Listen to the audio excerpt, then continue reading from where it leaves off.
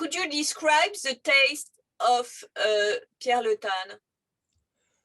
The taste of Pierre Le Tan is a taste which comes from so many different things in Pierre's world.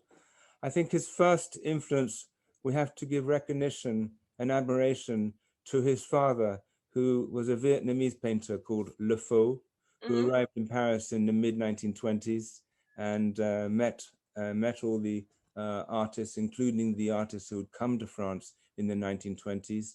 He had his first one-man show in Paris in the 1930s, and he painted in a figurative style, quite often in a figurative style with flowers.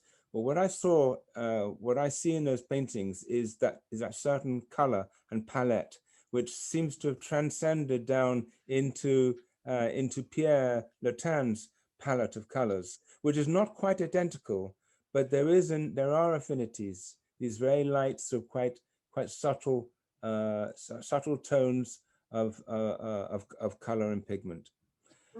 So that's one of his influences. His other influence is that Pierre was brought up in Paris by visiting the antique shops, by visiting the Drouot, the sale room in Paris, and seeing the huge quantities of works that you can see in Drouot, especially back in the 20 or 30 years ago. The number of things you could see on any given day in the sale rooms was immense. But he was also, because of that, he was a collector. So he lived with so many different objects, and he had an extremely eclectic taste.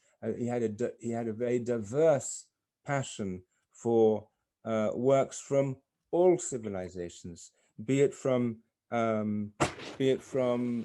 antiquities to the Renaissance, to a fine old master drawing, to an objet d'art. It could be a beautiful Japanese lacquer box. It could be a Chinese box.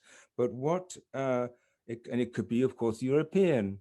And what I think is the common denominator of anything that Pierre decided to own for his collection, and therefore could integrate in his collection and marry up with other objects in his collection, was the overriding quality and craftsmanship